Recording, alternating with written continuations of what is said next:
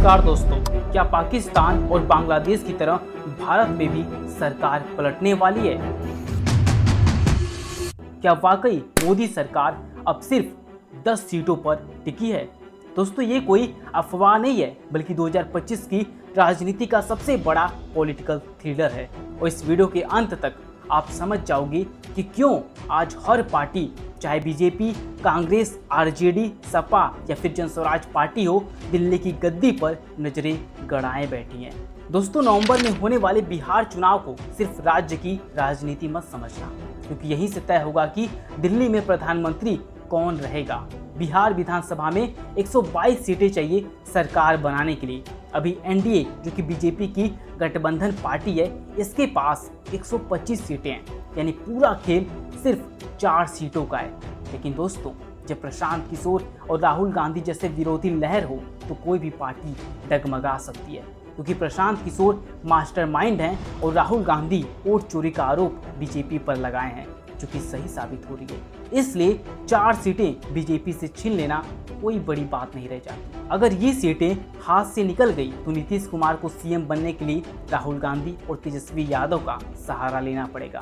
और अगर नीतीश कुमार और पलटू चाचा पलटी मारते हैं, उनके 12 एमपी का सपोर्ट भी मोदी सरकार से छीन जाएगा। अब थोड़ा गणित समझो। अभी एनडीए के पास लोकसभा में 293 सीटें हैं, जिससे उन्होंने इस बार सरकार बनाई थी।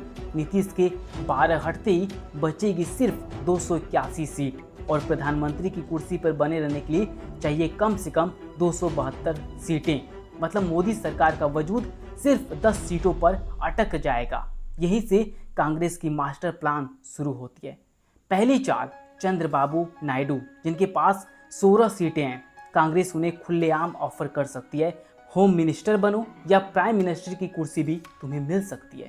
और इतिहास गवाह है, 1977 में चौधरी चरण सिंह को सिर्फ पॉलिटिकल डील के दम पर प्रधानमंत्री बनाया गया था। मतलब कुर्सी की राजनीति में सब कुछ मुमकिन है। दूसरी चाल एकनाथ शिंदे, जिन्हें महाराष्ट्र का सीएम बनाने का लालच या फिर दिल्ली की 4 बड़ी मंत्रालयों गृह, रक्षा, विदेश या वित्त मंत्री में से कोई एक ऑफर किया जा सकता है। तीसरी चाल चिराग पासवान, जो वैसे भी बिहार में एनडीए के साथ नहीं लड़ रहे हैं। कांग्रेस उन्हें प्रमोट करके मंत्रालय दे सकती है।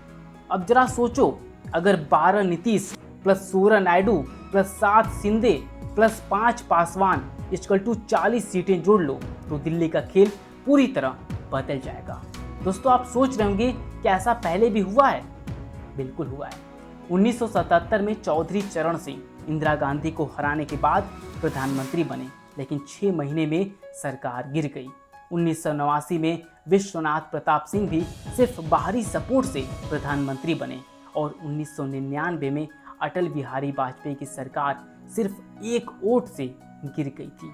मतलब राजनीति में 10 सीटें बहुत बड़ी ताकत होती है। अब सबसे बड़ा सवाल यह है, क्या मोदी सरकार भी उसी रास्ते पर है? क्या नीतीश कुमार फिर एक बार पलटी मार करके 2025 का सबसे बड़ा पॉलिटिकल सरप्राइज देने वाले हैं? क्या राहुल गांधी पहली बार 20 साल में सत्ता का स्वाद चखेंगे? और क्या बीजेपी की 10 साल की मजबूत पकड़ सिर्फ 10 सीटों से टूट जाएगी? दोस्तों, ये सब कोई फिल्मी कहानी नहीं है, बल्कि गंभीर राजनीतिक गणित है। इसमें सीटें, गठबंधन और मंत्रालय ही असली हथियार है।